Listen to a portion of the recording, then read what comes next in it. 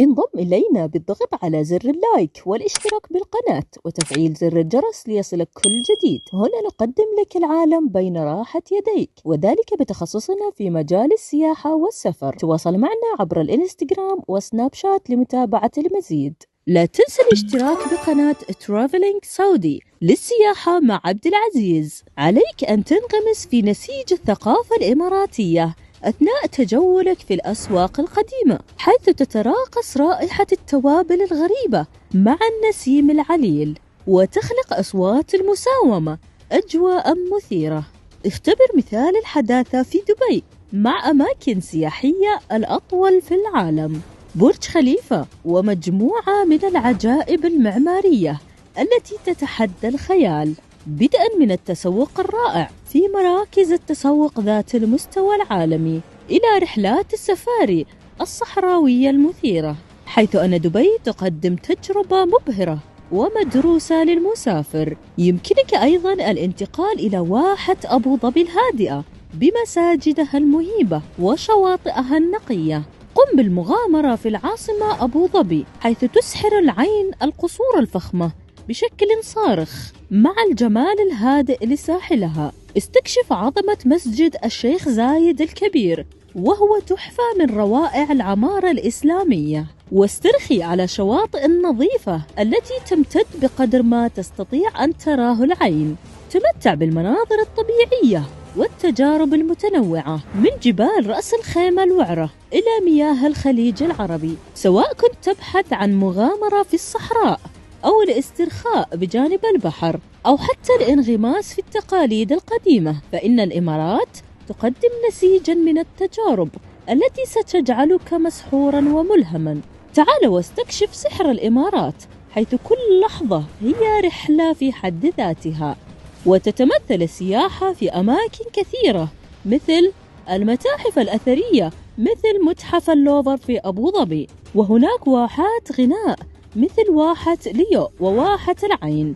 واهتمت دولة الإمارات العربية المتحدة بالقطاع السياحي وبتطويرها للبنية التحتية والمرافق لتلبية متطلبات السياح، وكذلك تطوير مستوى الخدمات في القطاع الفندقي والنقل المريح، عوضا عن إقامة الفعاليات والمهرجانات، والتي كان له دور واضح في استقطاب السياح من مختلف أنحاء العالم. تعتبر الإمارات من الدول الجاذبة للسياح على الصعيد العربي، بمساهمة مدينة دبي التي عرفت بالسياحة الفاخرة، وبذلك أصبحت دولة الإمارات تعتمد بشكل كبير على السياحة.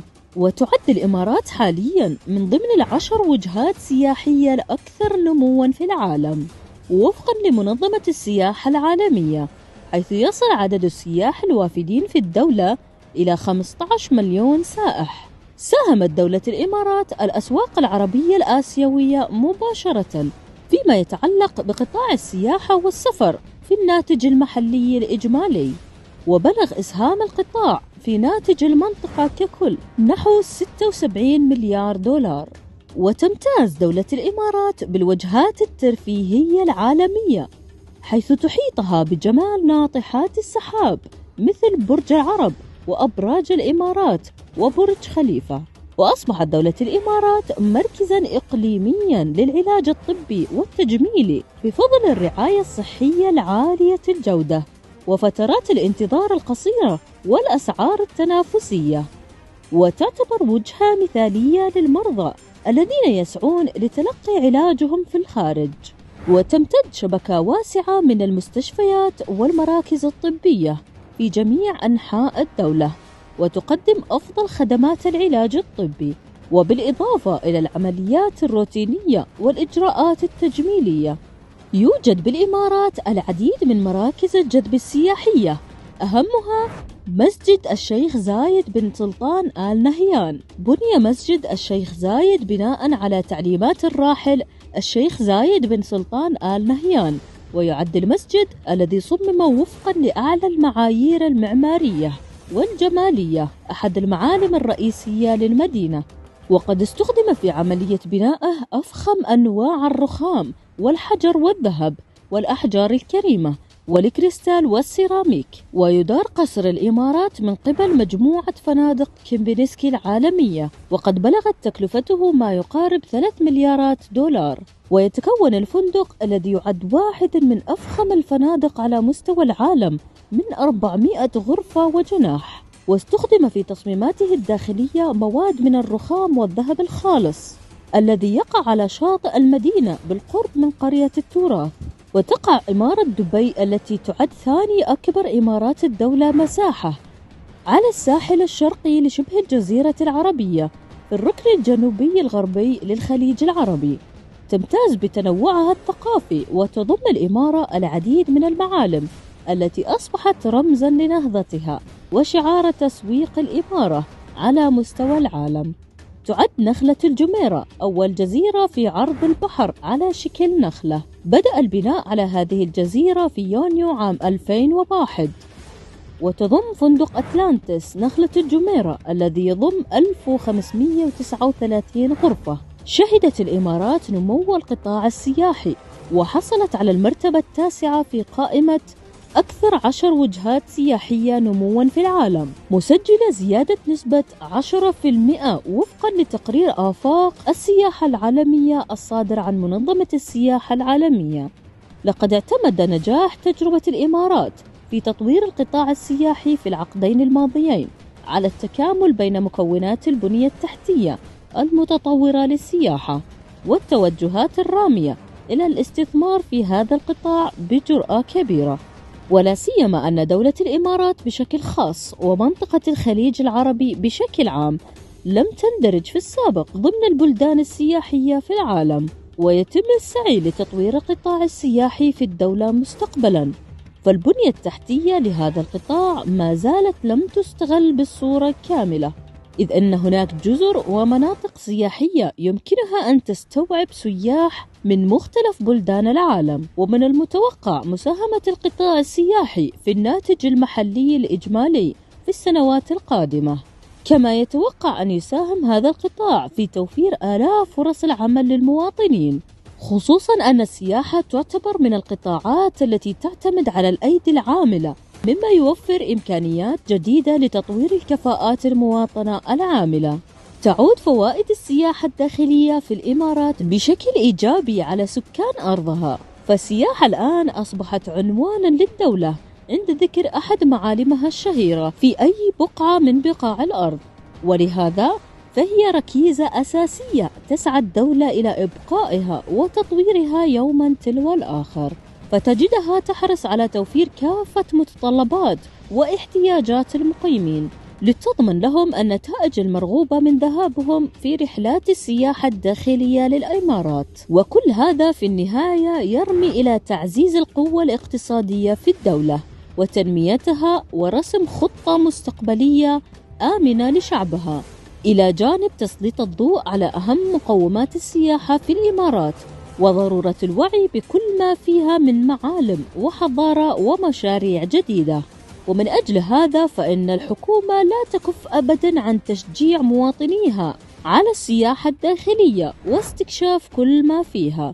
ومن غير الممكن ألا يشمل برنامج السياحة الداخلية في دولة الإمارات العربية المتحدة إمارة الشارقة العريقة، التي تشكل بين أسوارها مجموعة من أفضل المناطق السكنية والسياحية على حد سواء. فهي تشمل عدة مزايا سكنية للشارقة ترشدك إليها بطريقة عجيبة، وتنوع الفعاليات السياحية وكثرة الأنشطة الترفيهية، وتعدد المعالم السياحية في الإمارات تجعل منها واحدة من أبرز الوجهات السياحية التي يمكن زيارتها في مختلف الأوقات والفصول على مدار السنة. لكن من الملاحظ أن الإقبال السياحي يكثر عدد السائحين في مختلف الإمارات في النصف الثاني من العام، بمعنى آخر تشهد السياحة في الإمارات ذروتها في استقطاب السياح بين شهري أيلول سبتمبر ومايو أيار من كل عام. حقق قطاع السياحة في دولة الإمارات العربية المتحدة نشاطا كبيرا خلال السنوات الأخيرة، واستطاع نتيجة لذلك في استقطاب الآلاف من السياح الأجانب لقضاء العطل الصيفية والشتوية وخوض أروع التجارب السياحية ومشاهدة أجمل المعالم السياحية في دبي وأبو ظبي وغيرها من الإمارات الأخرى المنتشرة في الدولة. وتشهد السياحة في الإمارات بالتنوع في المعالم السياحية والغنى على مستوى الفنادق الفاخرة والمنتجعات الترفيهية والطبيعة الساحرة التي تلقى إعجاب جميع السياح على اختلاف جنسياتهم. أصبحت دولة الإمارات وجهة عالمية للمؤتمرات والمعارض الإقليمية والدولية والفعاليات الرياضية العالمية الكبرى. أطلق الشيخ محمد بن راشد آل مكتوم نائب رئيس دولة الإمارات رئيس مجلس الوزراء حاكم دبي حملة السياحة الوطنية الداخلية أجمل شتاء في العالم في دورتها الرابعة لعام 2024، والتي تأتي ضمن استراتيجية السياحة الداخلية في دولة الإمارات التي أطلقها في ديسمبر 2020، والهادفة إلى تطوير منظومة سياحية تكاملية على مستوى الدولة لتنظيم السياحة الإماراتية المحلية. وقال الشيخ محمد بن راشد: تطلق الإمارات اليوم موسما جديدا من حملة السياحة الوطنية السنوية أجمل شتاء في العالم. أصبحت دولة الإمارات تشهد تدفقا سياحيا كبيرا بسبب أجواءها الجميلة ومواردها الطبيعية وكنوزها المعمارية ومعالمها الثقافية، وقبل كل ذلك شعبها الطيب المضياف. لا تنسى الاشتراك بقناة ترافلينج سعودي للسياحة مع عبد العزيز.